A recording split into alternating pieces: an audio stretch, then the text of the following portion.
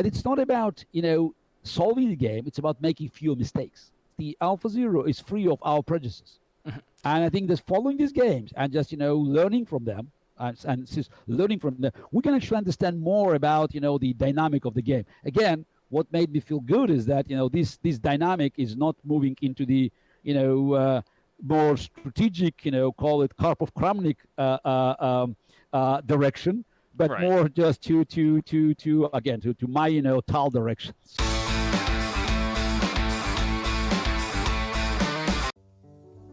Hello, everybody. We're back, and we do have the 13th World Chess Champion, Garry Kasparov, with us. He is our guest today. We're going to be asking him a lot of questions from you guys, the fans, about what he's been up to, his thoughts on chess in general, and of course, his very latest new business venture. So, Garry, first of all, it's great to have you here. How are you doing today? I'm doing fine. It's a great summer outside in New York City, and thank you very much. So, always wanted to join you on your phenomenal show. Yeah, it's good to have you here. So I guess let's just dive in right away. I'll start with just some questions from the top, specifically regarding Twitch and the internet boom that has occurred over the last year. So viewers are curious to see what you think of the boom. It started during the pandemic, of course, early last year in 2020, and then Queen's Gambit. What are your thoughts on the whole boom? Is it something that you think we needed a pandemic in order for chess to boom like this on the internet, or it would have occurred anyway? What are your thoughts? No, I think the over the last couple of decades, we were observing the gradual increase of popularity of the game of chess. Naturally, nobody can deny it. Pandemics enhanced all internet activities, and chess benefited. Because chess, it's not just that chess suddenly got more attention because of the game, but we lost a lot of competition. So because many of the other sports that are typically more popular, they are just that they're losing their traction, basketball or tennis or football or baseball, if they're not played live. So that's, you cannot do it online. Chess online. Okay, some people say no, it's not exactly the same. Yeah, we would like to go back to normal chess, but still, for millions and millions and millions of chess fans, being online, it's not a problem at all. And that's why the balance during the pandemics was very much in chess favor. Then we also had the effect of the Queen's Gambit. Again, pandemics helped Queen's Gambit, but because people looked for some positive characters, and chess all of a sudden, demonstrated its positive virtues. Contrary to the popular myth that chess could be dangerous for mental stability and whole stories, from Bobby Fischer to great books like Illusion Defense or chess novel of Stefan Zweig, chess helped Beth Harmon to overcome her dependence on drugs and alcohol. So taking account all these facts, we should not be surprised that chess image now is running very high. I do events all the time, and I can tell you there's not a single podcast, there's not a single interview, whether it's cybersecurity, geopolitics, AI, without being asked about the Queen's Gambit. And I think it's great for the game of chess. And no doubt this kind of hysteria, probably will fizzle out.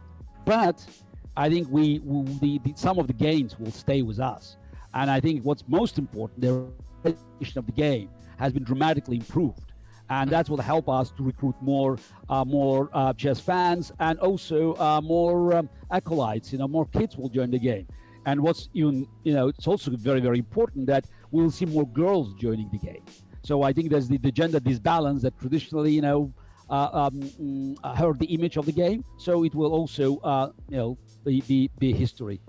Right. I was kind of curious. I mean, first things, yeah, certainly when you look at the gender gap, there are a lot more males to females. I think with Queen's Gambit, a lot of the sites were saying that they had seen increase in their users from females. It was something like 1-2% up to like 4 or 5%. So it's certainly very good. Additionally, like in regards to new entertainment. So I'm not sure how familiar you are with what has happened on Twitch, but I'll just ask you this question first. Have you watched chess streams on Twitch? Have you watched any channels on Twitch, really, or is this your first foray into it? No, actually, it's my first foray on it. So again, I saw a lot of comments because I'm on Twitter, so that's why I'm probably by modern standards I'm old-fashioned. Uh-huh. Yes, I made myself comfortable on Twitter. Yeah, also Facebook, but Twitter is just the main tool to promote my agenda, whether it's political or chess. So I find it's very convenient to communicate with massive audience. I have about 640,000 followers on Twitter. So that's my core audience. But I believe that I have to keep learning, and I think it's very important that we'll use the advantage of the game of chess that has been invented 1500 years ago or so, but it's feels very modern because it can easily adjust to new technologies. I think that's this kind of flexibility and ability to adapt that makes our game, if not a favorite of many internet games, but definitely one of the top choices.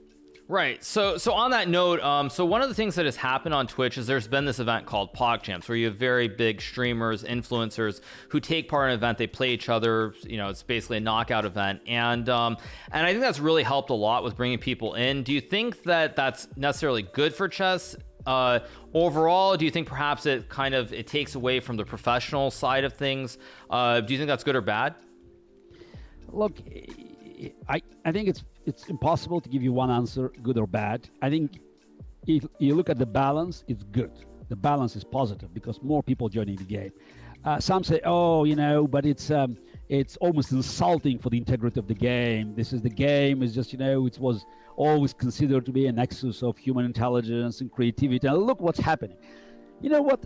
When I first time played with Nigel Short in 1987, back in 1987, so yeah, you're born, yes? Yeah, long time ago. Long time ago. We played a rapid chess. It was the first rapid chess match, televised match in London in February 1987. So by the way, because of television, so we played 25 minutes each because it was 1 hour program. So they needed time for advertising. So that's why people often ask why it's 25 minutes. So the original format was, yes, it's because of the TV demand.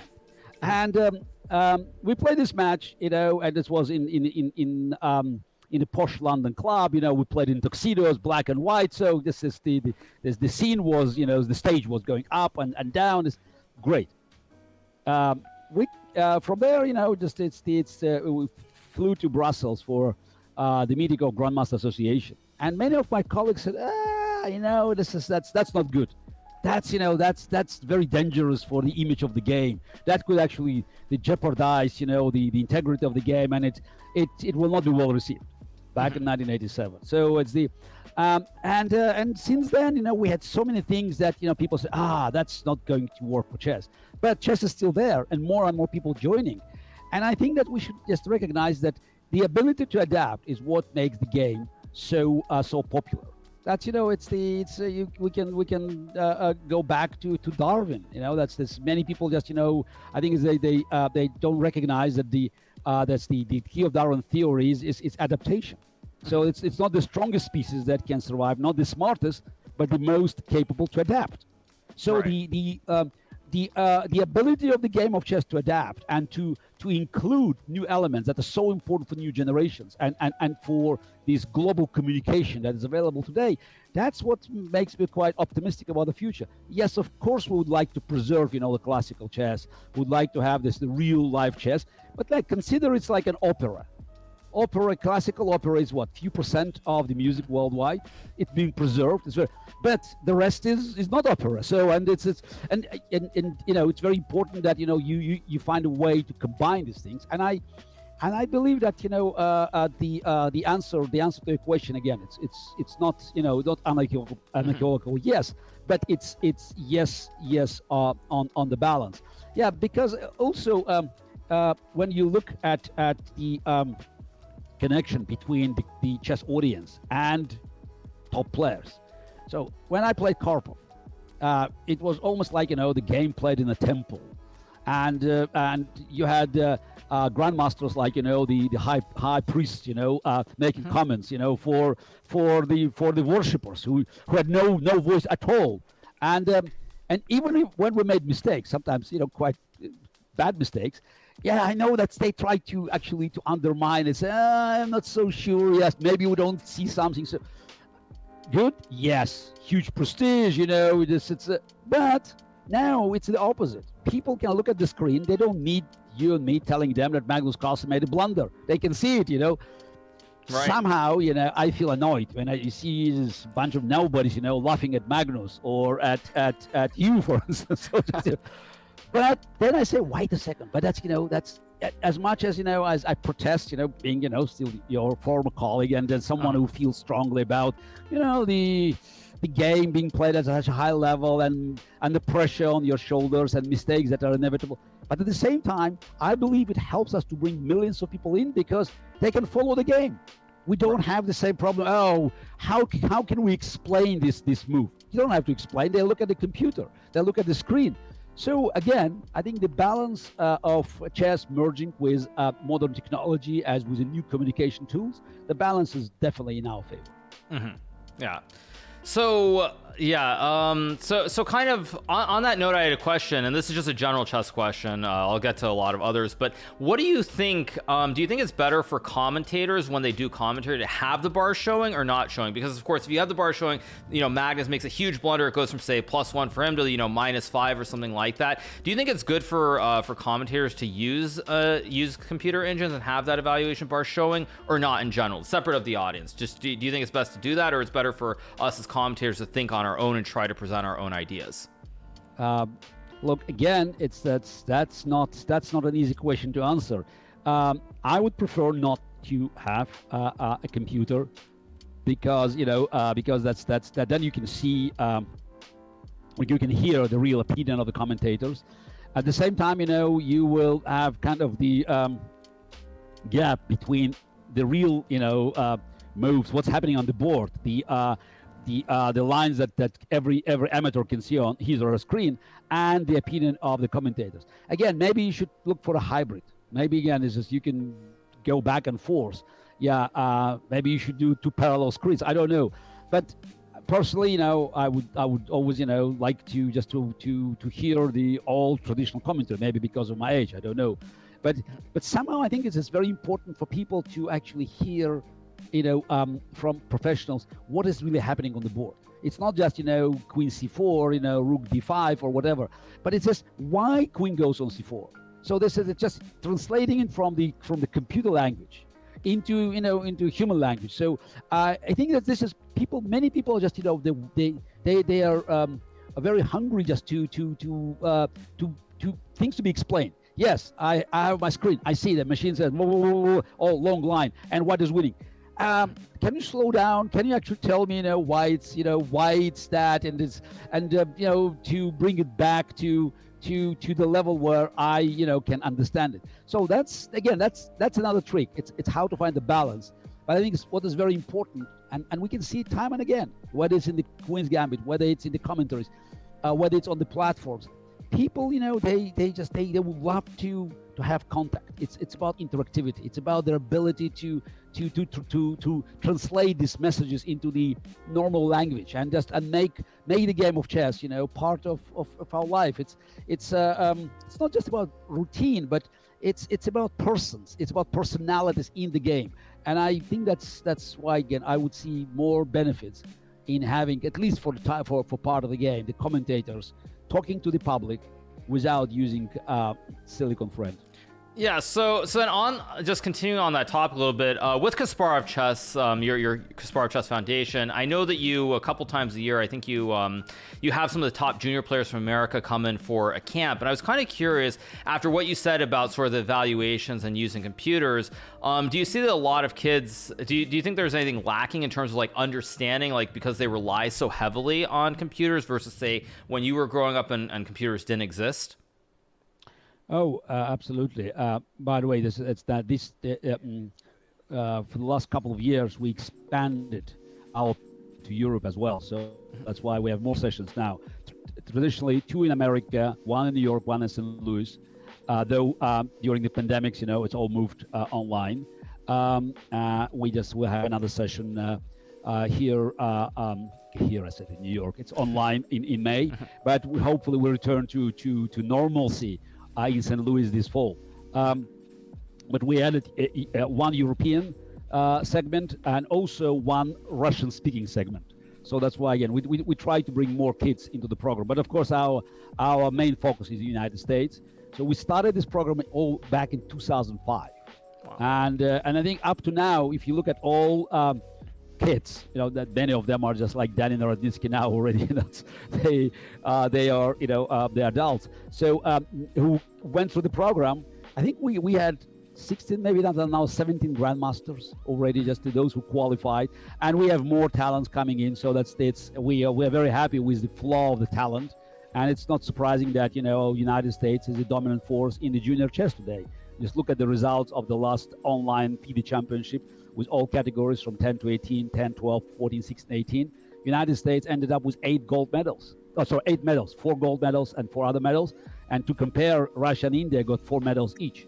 Wow. So it's just it tells you about the results that's when you produce an opportunity, when you have sponsors, when you have an infrastructure, so it all works. And one of the problems, and you pointed out, is that I've discovered ages ago, but now you could see it's always progressing. All these kids, this is new generation of chess genius, they have great dependence on the computer, on the screen, because they used to learn from the screen. It's they at age 12 today, they know more than Bobby Fischer learned through his entire life. Yeah, but the way they learn it, makes them very dependent on computer lines, and that's why one of the very important elements of our preparation, of our work with these young stars, is to actually help them to take a deep breath and disassociate from the computer. I always said that was one of the greatest strengths of Magnus, who always could actually look at the screen when we worked with him, and still had his own thoughts, not to follow the line. So for him it was more like a calculator. I'm not sure now, but in 2009, 2010, when I worked with him, I knew that made him so special. And then I still believe he has this capability of dragging him out of this machine spell and coming up with own ideas and then checking it with the computer. This is very important, that you can just take a step back and think for your own, because often I hear here is the commentary, here's the game, I made a mistake, he or she is presenting the game and telling me, and I say great, and so why you think it's a bad move? Because machine said so.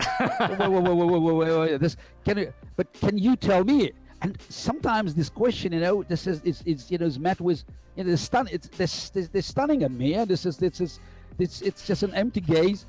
What do you mean? Why? Because machine said so. So it's again going back from the machine's language into these normal human communication. Sometimes it's quite challenging. But that's what I think is very important, and that's what we're trying to make sure that our kids, they have this ability to think on their own. Right.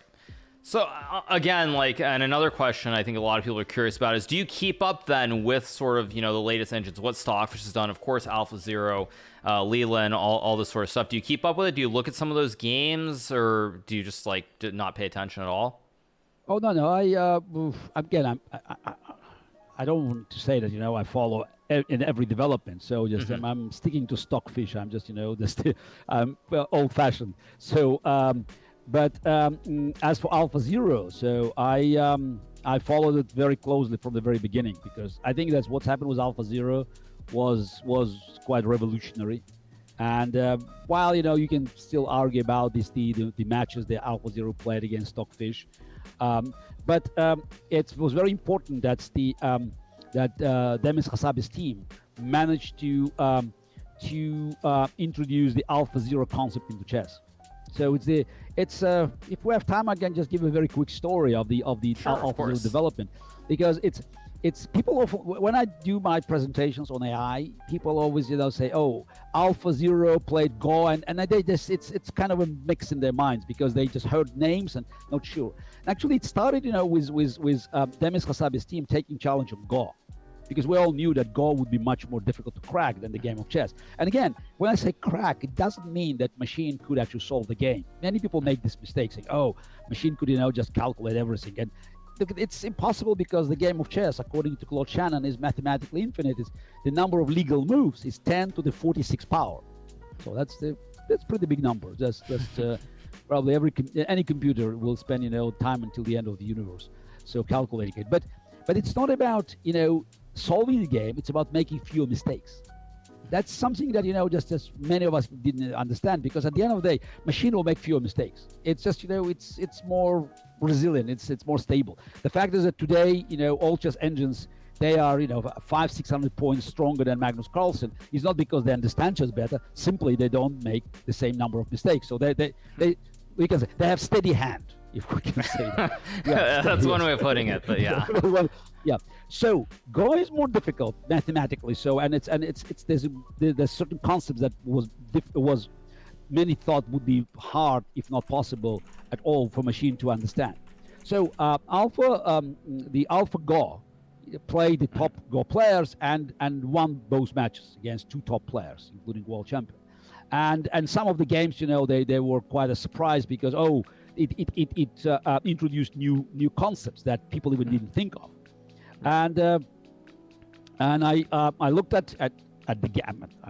I know the rules of the Go, but I just couldn't judge, of course, the quality of the games. But I said, look, I said to Demis, so how about moving forward, trying this to, because it's a new concept. But in Go, it's the game is more complicated, so that's why you can have actually new ideas. It's more likely than the game of chess. So our game is just more developed. And it's like Go today is probably as chess a couple of hundred years ago. So they just they thought about testing it by coming up with AlphaZero. That's the beginning of AlphaZero. AlphaZero was a program that knew only the rules of the Go, and then it took I don't know, hours and hours and playing millions of games against itself, learning, and eventually they had AlphaZero Go playing against AlphaGo. So AlphaZero, just rules, no human knowledge, no human prejudices, versus AlphaGo program. The score was 100-0. Right. Yeah. AlphaZero destroyed AlphaGo, and that was quite shocking, because we suddenly discovered that the human knowledge that we're so proud of might be a liability. And then then I put a challenge for Demis. I said, look, how about doing this for chess? Again, in chess, it's more developed. So do you think that your AlphaZero mechanism, algorithm, neural in chess, mm-hmm. Yeah, exactly, could have the same effect as Go? Because I doubt very much. So again, the game is well developed, and they did it. So they developed it, and the fact is that AlphaZero dominated in a match against Stockfish was a proof that some of our knowledge is probably not an asset, but more of a liability. But what was the most important, that is, all of a sudden the AlphaZero played aggressive chess, contrary to our expectations, because the conventional wisdom was, you have more and more powerful computers and the games will be duller and duller. There will be not 50 moves in average, but 60, 70, 80, 100. Some of the computer games, that's when you had Stockfish playing, the junior or just, or any other programmers. It's Houdini. They could go forever, because machines, don't make blunders, and if positions close, it's you can lose interest, Right. But AlphaZero played aggressively, sacrificing material, and it didn't. When I say sacrifice, it's probably the wrong word, because sacrifice means you don't know the outcome. You sacrifice. It's for AlphaZero, it was an exchange, but it sacrificed the material using human language. It gave up material for other advantages. And since nobody could suspect that Stockfish was not running on a powerful machine to actually calculate, so it's very important that the new patterns created by AlphaZero, and it played 60 million games or so against itself. So the new patterns that it could identify, they actually, they were more aggressive than we expected. So they more disbalanced. Obviously, it was an apple in my eye, because I just I was so pleased to see that the future of chess is not necessarily the trench war, but it could be it could be kind of a blitzkrieg. So and it's again, and now what's interesting is that the knowledge that have been accumulated throughout this AlphaZero experiments. Now it extended. They also moved, of course, to video games, the StarCraft, the Dota. So, but now they are just working on protein. That's that's what is important. Why these games are so relevant, because you can actually test things, and then to apply the algorithms and the knowledge that you accumulated into something that could have potentially dramatic impact for the future of humanity. Right. I have to say though, I'm sure that you must have loved seeing those Queen's Indian games with the pawn side with D5 and Knight H4, considering your games from that was amazing. And it's not just once. It's just it's a sacrifice, and it's all of a sudden you have a position that intuitively I would say, yeah, that's great, but how machine could actually feel intuitively with being a pawn down, sometimes even a piece down. So, and again, it's there's no forced win, because the stockfish could see something bad that might happen in 3-4 moves.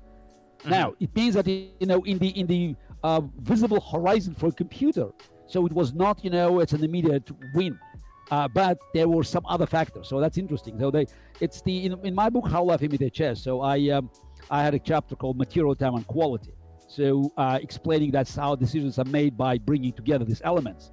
And I said that the quality is the most difficult one, because you don't know how to measure that, because it's how you measure pawns, versus some long-term strategic consequences.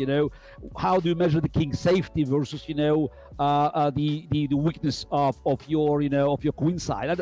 Just it's all these factors. They demand from top professional player an intuitive evaluation. And we found out that AlphaZero was doing a great job by playing this aggressive chess, by ripping off the balance and pushing the game into this unknown territory. Right. I had a question about playing aggressively, and I'm just curious what your thoughts are. That game, unfortunately, the final one that you lost against Deep Blue in your second match, when it played knight takes e6. At that time, if it had not been programmed into the opening book that Deep Blue had, do you think computers would have been able to find that move at that time or not? I bet that it wouldn't. So that's you understand. I bet that it wouldn't. So it was a very poor choice of the opening, but. And because as we learned from Miguel Lescas, he actually put it in a machine that very morning.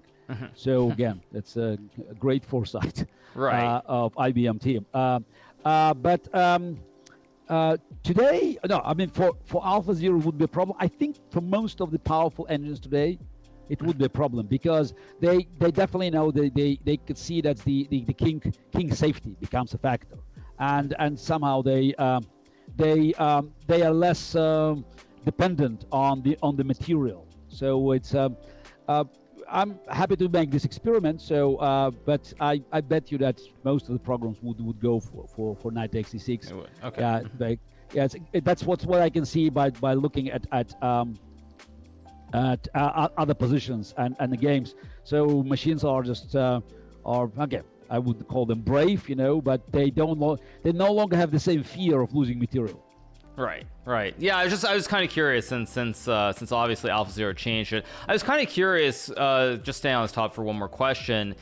When you see AlphaZero play this move, I mean, everyone talks about now playing h4, h5 almost all the time now. Is there some way that you can sort of conceptualize it or understand it with your knowledge of the game? Because obviously when you grew up with sort of different rules in a sense. Is there some way that you try to internalize that when you look at positions, or you just you try to find some logical reasoning for why it does that? I have to admit that I never studied very, very professionally. So what I can offer as an explanation is that, again, it's the after playing the 60 million games against itself and creating all these different patterns, and having these different evaluations of typical factors. For instance, it's clear that AlphaZero offers much higher value to the bishop than to a knight. So, which again, it's natural because so many games being played, and in more positions, bishop is stronger.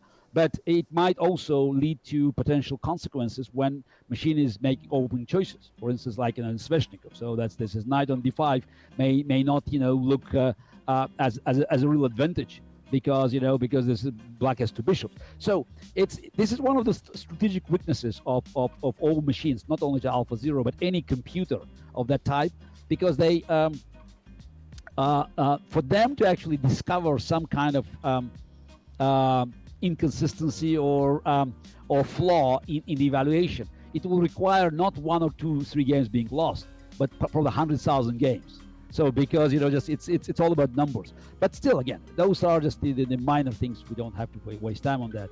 And right. I think that the AlphaZero being so consistent in pushing H pawn is that it's because it doesn't have the same human prejudices. Oh, we don't want to push H pawn because whatever. So that's what we taught. That's what we're taught when we're kids. That's what we learned from the books. It has a better ability to look at the big picture. Right. And in the big picture, yes, H4, H5, somehow compromise your position, but it could bring some benefits by compromising the opponent's position. So it's the AlphaZero is free of our prejudices. And I think that following these games and just learning from them and just learning from them, we can actually understand more about the dynamic of the game. Again, what made me feel good is that this dynamic is not moving into the more strategic call it Karpov-Kramnik direction, but right. more just to my Tal direction. So yeah. So like, and just one last question on this topic. In your book, The Great Predecessors, I think I think it's the introduction, you talk about calcification, basically about world champions at some point, like they stop learning, they stop innovating. And I was kind of curious if you think that down the road, these junior players, these kids who are 10, 11, 12 right now, their understanding of the game, because of being able to, they see these games that AlphaZero plays, the way the computer suggests moves. This is why at some point they'll become world champions, and people like Magnus or the current sort of elite at some point will fall off, is because of the understanding that they'll have of the way computers play or they evaluate. Do you think that's realistic or not? No, it's eventually Magnus will become ex-world champion because he's aging. So he's only 30, but again, age is not his ally. So it's happening. So with all of us, we go, it's on a timeline, we go in the same direction. So it's with different speed, of course, but and every generation brings something new to the game. So that's definitely the way. In your generation play chess is different from my generation, or even just from Anand generation, if we look for, or even from Kramnik generation. So that's this probably the players who were born just in the 80s. So they just I'm not really sure. Maybe it's 80s. It's also Grishuk, Aronian, and somehow I feel of them of just being it's the older generation. So probably at the time when I became world champion in 1985, so that was kind of the milestone, and then we're a generation that grew up with computers and had more internet probably already, because was a factor late 90s, beginning of this century, and that's why we saw a different playing style, a different way of preparing for the game. And now we have a generation that just relies on not only just on these databases, but the computers getting more powerful, but also on the communication. It's all instant. So and they play a lot online. So it's I could see the downsides, and naturally I can hardly imagine any of them getting close to Magnus, understanding the game. But understanding may not help you when you just when you have the fist fight. So so I do understand the game well, but it just doesn't help because you still have to move the pieces, and that's getting slower. Yeah. So we'll see what happens. For instance, if Magnus one day plays Ferrugia, right? That's the again, this is age-wise. It's the same gap, so 12, 13 years, and styles are quite opposite.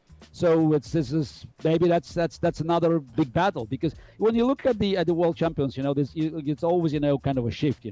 Karpov, Kasparov, Kramnik, Anand, Carlsen. So you see, it's not you can hardly find a moment where when the same style, Right. was